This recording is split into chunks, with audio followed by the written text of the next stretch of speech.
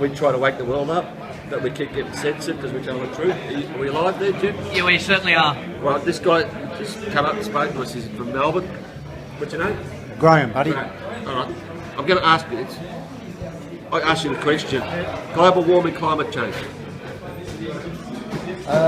In Australia, I think it's only about 1% or less than that, or just a bit more than 1%. And climate change is really a get up a geek. What you said before we recorded, you said bullshit. Well, I didn't want to swear, that's No, all. no, just go for it, mate. Whatever comes out. So I'll ask you again. Climate change, global warming. It's all bullshit. Good. All right.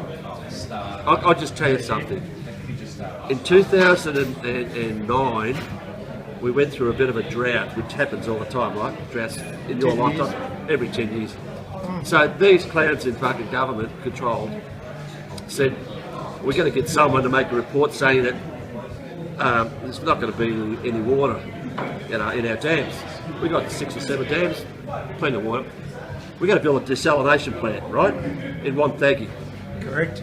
Correct, you know what I'm getting at? Yeah. I think the estimated was 1.5 billion, ended up being the usual double, 3.5 billion.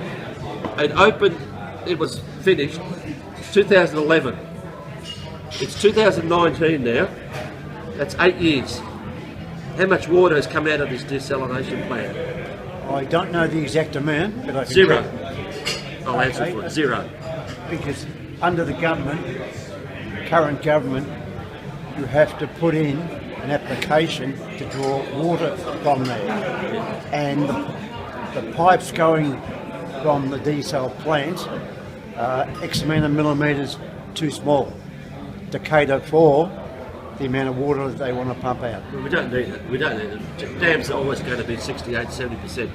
But the question is, 3 years ago, something like that, they actually, in March, some idiot in the government in March, just come out of the summer, coming into the wet season, said, oh shit, the dams aren't too high yet, let's open this switch. Can you believe it? They said, oh, it'll take 12 weeks before we can open the switches. After the 12 weeks, sorry, we can't open the thing, it's fucked. Sorry to use it. So, but I'll get to the best part. How much do you think it costs a day to maintain this white elephant that's never given us a drop of water in 8 years? A day. Can I take a guess? Yeah. 50,000 a day? 50,000? That's cheap. Oh my God, that's like a minute, mate. No, That's that's only for one person to open the door. I'll That's give for the cleaner. 1.3 million dollars a day. A day. On Good Friday, we run around all of us, Melbourne, to raise kids money for the kids' hospital. We end up getting 10 million, say. You know, because our taxes aren't enough. We actually got to donate to keep a children's hospital run. 10 million. 1.3 million a day, that's less than a week. So they blow that, the government blows that in a week, and they could not just put that in the friggin' hospital instead of us running around donating more ever money. Exactly. This is 8 years, mate. 8 years multiplied by 365, it's astronomical. And we're going to do this for 25 years and not a single person queries it or complains. And not only that, our water rates skyrocketed because of this. No one complains about it. Pay for the water we're not getting. The people don't give a fuck about anything. They're all spineless. Spineless. Everyone here in Melbourne, the zombie fucking village, are spineless to do anything about it. Petrol goes up 30 cents overnight. Well, can I give you... You can talk now. I'm an ex-army veteran. Oh, good man. Okay, Why did you join the army?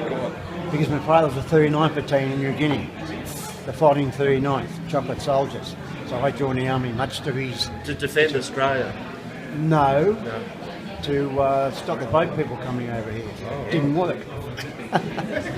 Anyway, it's just a holiday where the action was in Southeast Asia, all over.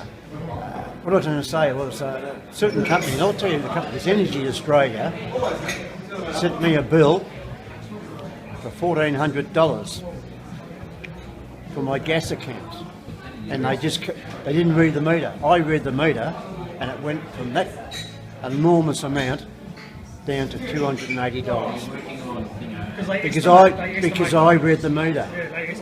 So I took them the qualms, and guess what?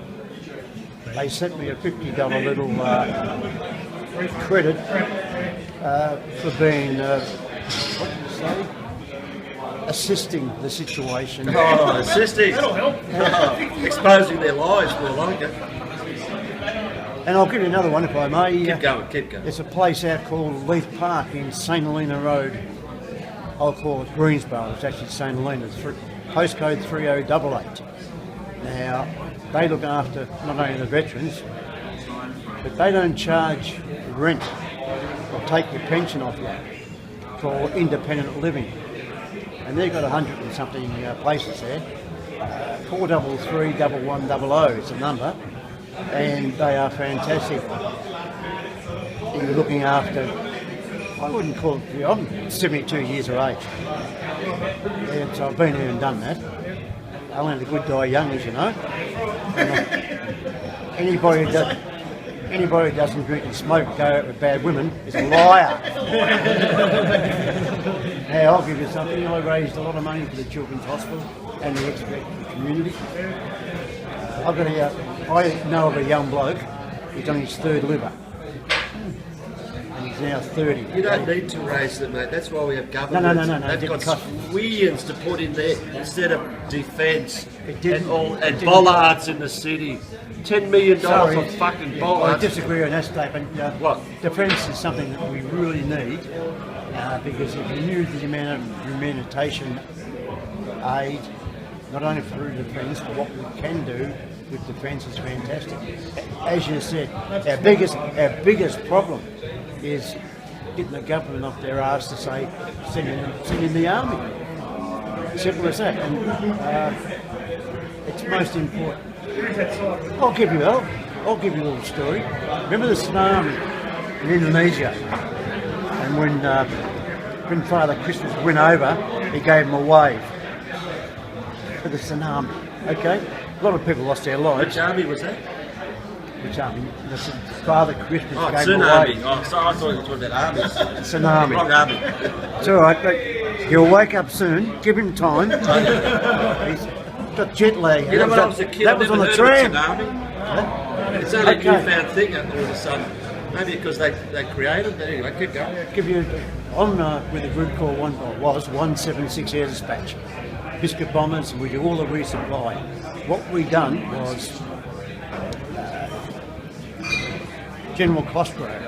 Okay, he was over there, and they sent all his aid over on the ports. This group 176 Air Dispatch, still in the 80th day, and I'm a Foundation soldier. His colonel said to him, why don't you bring in 176, who's still in the 80th today? Not going to believe it. He said, who's 176? No. And that stuff stayed on the ports everywhere 6 weeks. Didn't move anywhere after that tsunami. Within 48 hours, 176 AD, Air Dispatch,